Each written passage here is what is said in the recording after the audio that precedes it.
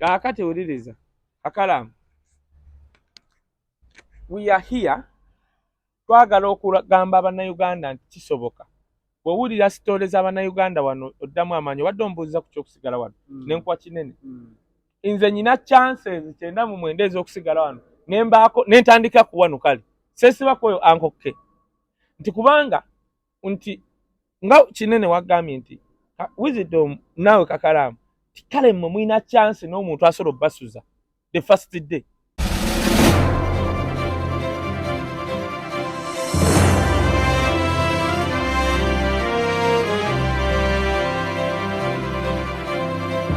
Obadde okimanyi nti okuleka ettaka awo nga teririiko kintu kyekiviiriddeko ekibbattaka aba Rwaz Forest Limited bazze okukulaakulanyiza ettaka lyo nga bakusimbirako ekibira ku miliyoni 3 zokka. Bakusimbira kalituuso ow'omulembe payini oba emisizi olwo ne bagirabirira omwaka mulamba, ate ku miliyoni 2.5 bagikusimbira era ne bagikulabirira emyezi 6 miramba, ate ku miliyoni 1 bakusimbira era ne bakusomesesa omuntu ku ground agenda okulabirira ekibira ekyo olwo n'osigala kubeebuuzaako. Eri gwe alina ekibira nga wandyetaaza amagezi gonna balina ttiimu y'abakugu esobola okutuuka ku kibira kyo n'ekuwa amagezi ag'enjawulo okukulaakulanyamu ekibira kyo n'ebintu ebirala bingi. Oyagala ndokweza omulembe omuli kalitunsi payini emisizi nga kw'oteeka ebibala ebirala byonna babirina. Bakufunira n'ettaka ery'okulimirako ery'ekyapa oba ery'ekibanja. Rwaz Forest Limited bakutegeeza nti sizoni y'ogw'omunana yatandise era ng'osobola bakubira n'obuukinga kati ne bakuteekateekera nasale bediyo batuukirire kati ekasangati ku Buyinja zone, oba osobola bakubira ku 0776 ate ngeri ne ku WhatsApp osobola n'obasanga ku YouTube channel yaabwe ku Rwaz Forest Limited.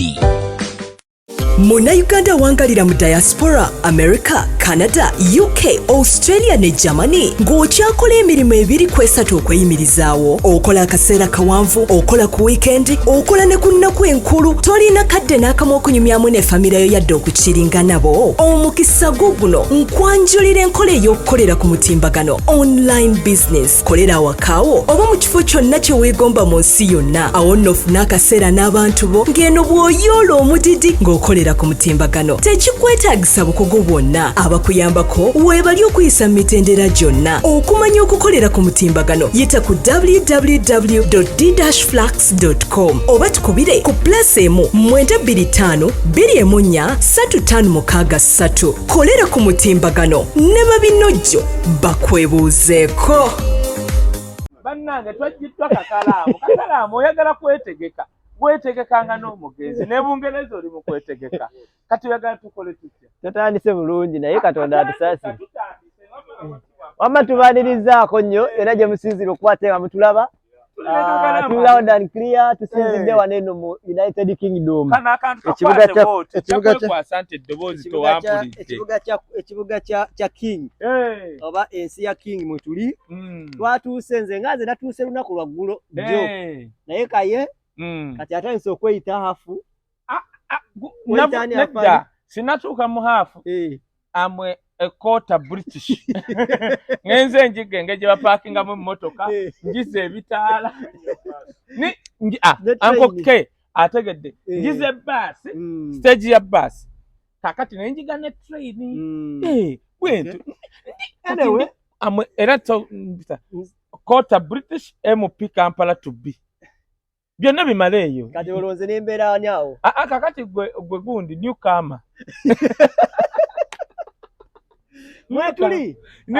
mu London ensi kyendabyeko nti yanjawulo omuko nti wooyise leero bakutwala ewantu bwana nolowooza nti wano wabadde kumba ate oli muntu walala nnyo. Ate kati wantu bafaanagana. Kyenjagadde otegeere njagadde tukwatire abantu wabweru tweme kwerimba. Omanyi waliwo ensi ezimu bannaffe gye bagenda nga babeera mu gadeni eyo mu paaka ne baziwaana. Kakalaamu njagadde ndaga abantu ebizimbe bino ebikadde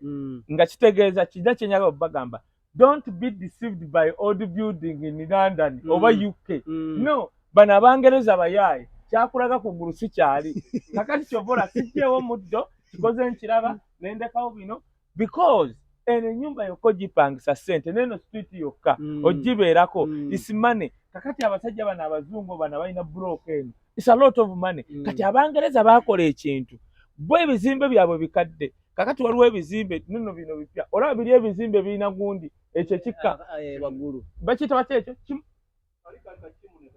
kimune eyo old fashion yadda ne bajagalawo bajjukiza bingi kimune nti bo we bafunanga ebbugu mu winter badya ne bateekamu enku anko kiwa munda kati nga ekyo kifulumya omukka naye olaba eyo old system myaka nga 10 gye bagikozesanga n'ezo ennyumba zikyala tebakyabikola. Yes, naye kyengezaako kugamba anko kiwa nti olaba bakyabitegese nti anko K oyo nno ye Naini Makindi kakati kyengezaako kugamba nti tulungi abana abasajja eyo system bagenda buli kizimbe of course bagenda getting rid of, but look at that over 100 years bikyali ku bizimbe kati bino ebizimbe wano wooli bajja kugamba kino kya 1813 kati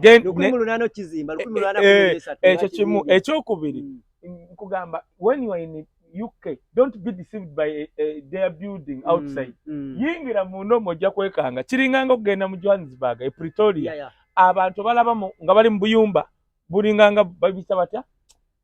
mabaati naye oyingira mu kayumba k'ebbaati omuddugavu kaalimu nga alina screen ya kisenge kiramba alina bitya kati abantu babere Johannesburg eyo mu Soweto kubanga tebaagala kusasula amasannyalaze n'amazzi bagamba baavu kakati nene Bungereza bo kyebakola n'omuddo sigujjewo ate sikuswala kozi bafuuse kwota kati atubuli anti togujjewo nga walinga kakati gwe oli newcomer n'ennyambala togiraba tuli mu summer lwakubanga kati akasana tekatwokyeza nnyo nagaye ndi koota tugenda beera ne show bannaffe ba Afrigo Band bagenda celebrating emyaka namuna they are celebrating 48 years. By the way ne Kampala celebration zigenda mu maaso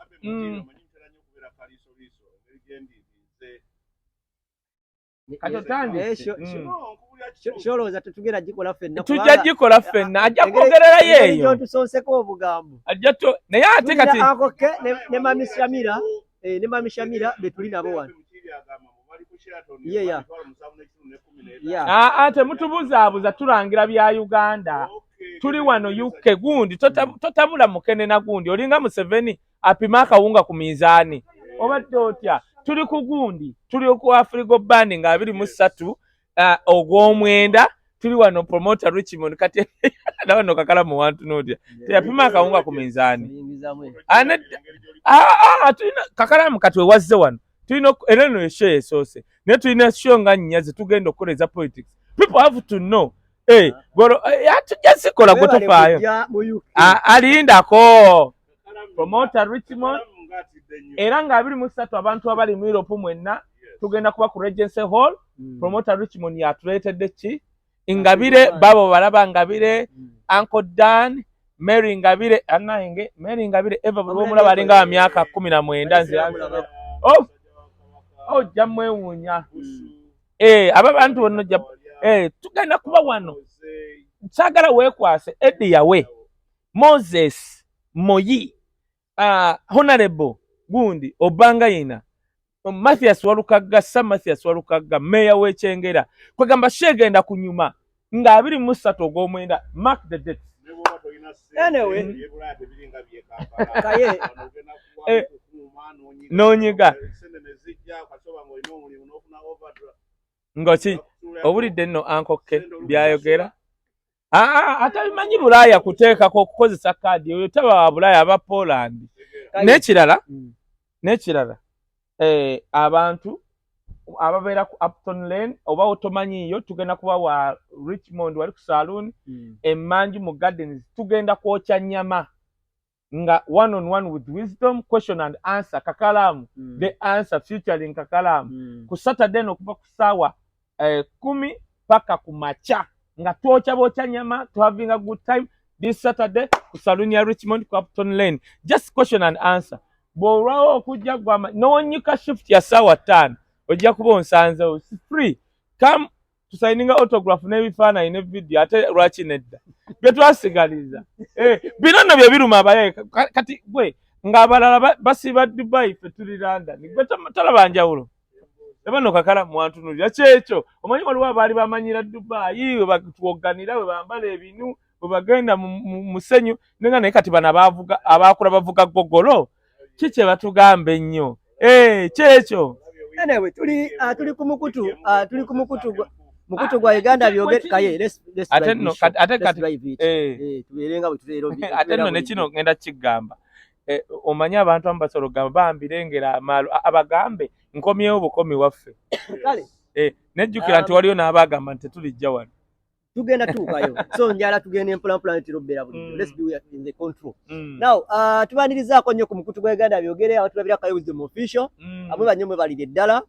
twagala okwebaza aba sponsors baffe tutambula nabo nti tunaba bava mu banywanyi banafa ababipa organic abasinzira side za wali eri ku Mengo mu Nkasa Road musajja yazimba eddwaliro by the area gwa ate yangamba gende yoko takoma mbigamba Dr. Senjobe ajja kusangibwa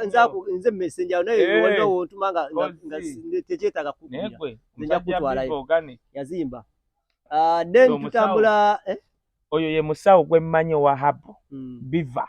ebyalo nga si byakusaaga gaye yasana okugamba asaagala sente zogenda kwata simanya ebikola bya mango simanya obifumbe ne gundi okusimanya onye biki nedda siri munaku nnyo Uganda kakati tugenda kutambula mpolampola sebo basponsa baweddeyo tuli ne banaffe tutambula ne Sheikh America Koma Lombadwa Sangwe Sites Nasana Kabulengwa tutambula ne banaffe Kanyanya Farm Shop Store abatuse ebitu babijja mugwangira iwe sene wetatwala mugwangira Uganda tutambula ne banaffe nga okwatako nempewo ya Richmond empewo ya Richmond era kisobola butamwogerako ate musajja mwaganye muwe ebyokunywa ekiriwo kiriwo ekiti tugenda kuleeta ejjeena kubanga ekisooka woyogerera eyo ffeno tetukuwulira naye abantu batwala attention yaabwe nti oyina emboozi eri eyo basana tugamba tumuganye okujja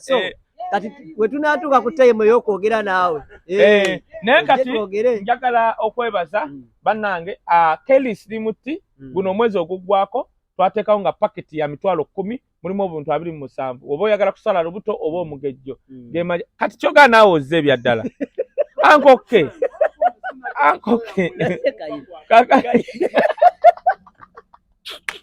bagamba tukamyeko naawe nojja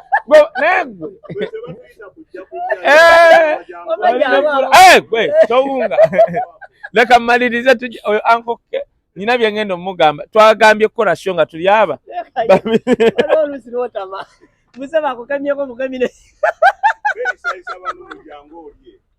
omusajja mukamyeko alinga senga sebbanga senga sebbanga limuna mukamako ekyokulya naga munange baba neyanziza negwe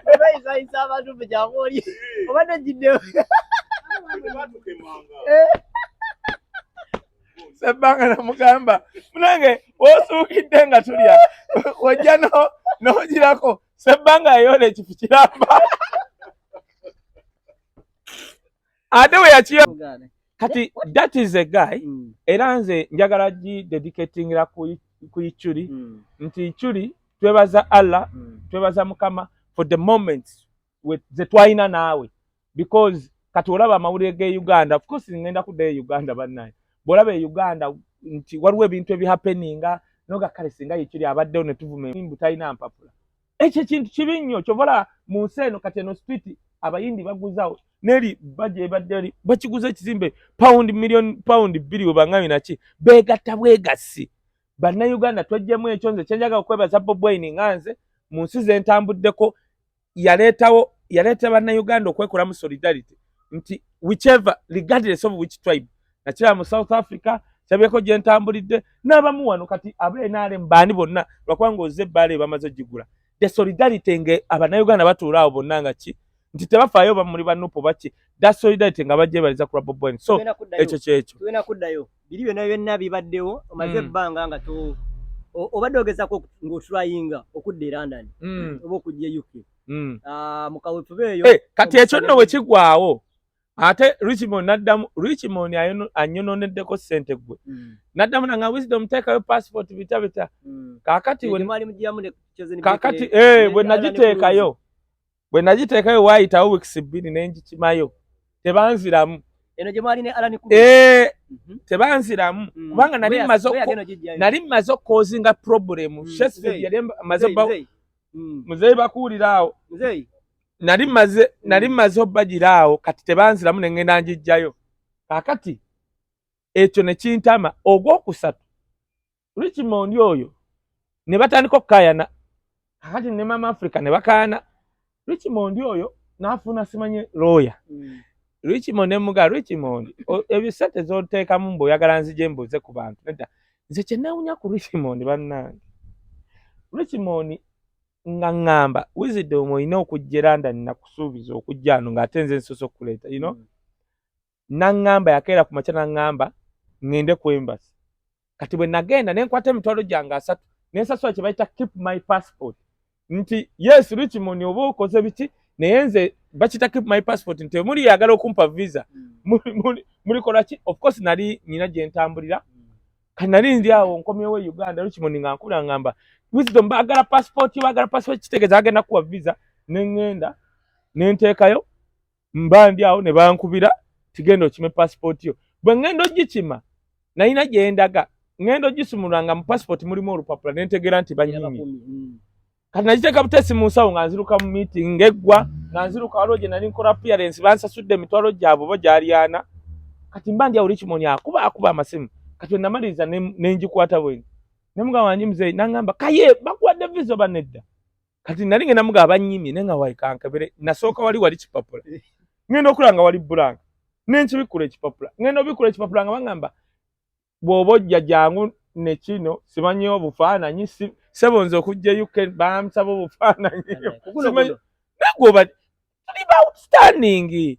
line eggwanga lyokka kati Bobi Wine wali kutula line eggwanga Uganda ejja kukyuka line eggwanga muzeeyi Museveni akyalina mu stake ennene bansaba obufaananyi bubiri nja kulaga ekipapula bansaba kati nga mugamba mpadde visa Richmond nanga akayembadde nsaba dduka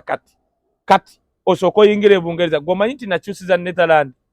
nga nkubira agency wange nga mugamba nfune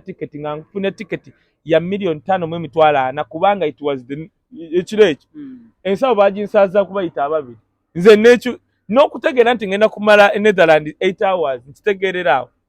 kakati bwintu bwe najja saagamba abantu n'abantu bandaze okwagala awo nawe okirabyeko abantu oli nava ku mirimu gye and many people still coming era guno omuzindaalo waliwo omuyaye yagamba mbu nyina emyezi 2 gyokka byenjogera bijja kuba bimpeddeko weewaawo maybe yalowooza nti nze kwogera bya kisiru oba kwogera ku music yekka nze atandi political kuba nali maze osiibula muzeeyi wange Genosale nga Mugabe ngenze kuwagira Bobi Wine era nga ngambye kisoke naye ojja kukomawo wano ng'oli mwavu ng'oyavula naye sikomangawo kati nze nali manyi kye ngenda nga nkibaze kati ndaze oba ndaze oyo gundi message ya KCCA mami oba njirazaani singa nkubulya biru gye bankubye property tax ojja nakutya naye kagamba byebyo byennyina oyitamu nti KCCA esorokera ne ngamba mbuba mmanja $3,000,000 on property tax ne mbabuuza zeziriwa kati nakoowa nze nsasula byensasudde ne mbalinda bajje batwala akayumba kange so ye embeera gye tulimu ne here we are just enjoying life gwe Kakalaamu otyanga ekintu omuntu kati olaba Uncle Enoka ow'Embogo so abamu bamuyita Pascal so no Pascal atunda ebintu yakedde yajja buzaawo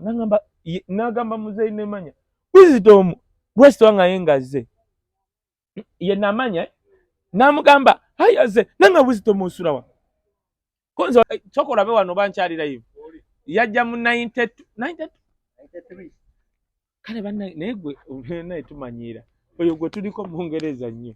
omanyi bayita 93 nga oli mutuzo wa Bungereza nga Kalaamu tannazaalibwa oyo ng'abeera Bungereza naye olabye obukkakkamu Katonda atuwadde favor oyo yakutte agende wayo obadde kiyo kyoyogera ku by'okkula yeggwe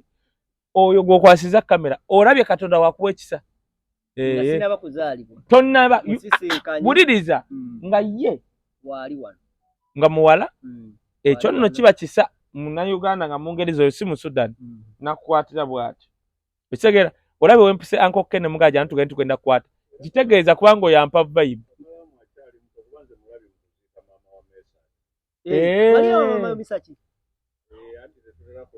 oyo gwolaba mu Bungereza ajja sama winter wetuuka naddayo Uganda.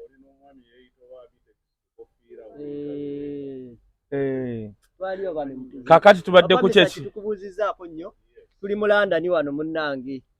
London wadde munaagamba ye nga mwogedde nnyo London kanaawe gyogere.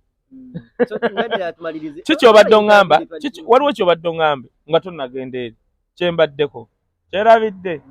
naye tumalirize abasajja bali bitwasubiza interview kozi tina interview ya TV mutusonyiwe nebeera nti party one sawa tiziweddeeko zirabika ziweddeko tebe batukwatirako kati byatusobeddedde Kakalaamu teyajje na sitaani n'omalako wiiki n'endala ekyo kinene kubanga nze Bulaaya n'onsuza mu ntebe nze mmanyi Bulaaya ngisulamu kati nina chances zonna kyekinzize Uganda ekinzize Uganda sigamba mbu sisobola kusigala wano ekinzize Uganda nze nzirayo kulwanira bannayuganda nagamba ndi unofficial spokesperson wa family ya Bobby officially eyo no literature kati nzira Uganda kulaga bannayuganda nti nammwe abagwamu essuubi kisoboka that's one two nasuubiza muzeeyi wange Genocide nti njagala mbeera awo e Busega bwe munaagana okutereza ebintu balabeko nga tebanyumiza nga nkutte bweti kamera nga ndaba abadduka emisinde ng'abayitawo bawaluka bakola ki kati njagala kudda wali ate Katonda mwesigwa gwe Kakalaamu nze Katonda lwe ndigenda okufa Katonda ajja kuŋŋamba nawule gwe yebayira owulako omwana wa president yagamba mbu yatandika okwogera ne Katonda nga myaka 10 nedda nkugamba buga gwe tali wa kanisa nedda ngenda kumaliriza mbadde nkugamba awatisi nakugira twekontrolinge mu mbeera nedda tonjogeza bintu byesagala kwogera nze mbyogera nzayiriza my comment on that that is it wuliriza nze mbadde ngamba mwe banyume baddala kubate nga mutulaba mu ngeri emu oba endala bwana Kaye abadde atunyumiza story ye era eweddeyo abadde n'obudde bwe kati nze nja kubuuza ebyo Kampala kirese akiyimirizaawo nzirayo e Kampala oddayo gwe musajja obadde kumwa mu P2B oba nagamba mama ndi nsereko gyagenda yonna okwesimbawo wuliriza nzirayo Kampala that is one endagaano gye ngenda okukola mu kooti ne banna Kampala omusala tugabanira wakati nze I just need only 5 million za mafuta tukwagaliza bisima ebiddako byonna simanyi eyo gyoyitayita gwe yasembye okuva Uganda kazi bw'omulabako Bashiri yali timbuza bubuuza kwebaza amamishamira batukuteko kukamera Uncle K bwe bali nyome balide ddala kansibule n'abagundi mu ngeri emu oba endala bonna betwakalaba betutanaba kulaba wetuli tukyaliwo akaseera akatali kagere kansubire okubata tubategeeza mu ngeri emu oba endala kansubire ne mwami Viva aba Viva merchandise kyogedde bulungi Viva General merchandise bakabinyo batuteeka mu njagenda kwadiwe yawo mbalage e Uganda wazibo osobola okugula seminti ewantu nga mufu so Viva General merchandise is your hardware where you can go n'ogula buli kintu kyonna kye weetaaga ekyokuzimbisibwa kale yalaba sibulira wano kulakutwa n'ensi ya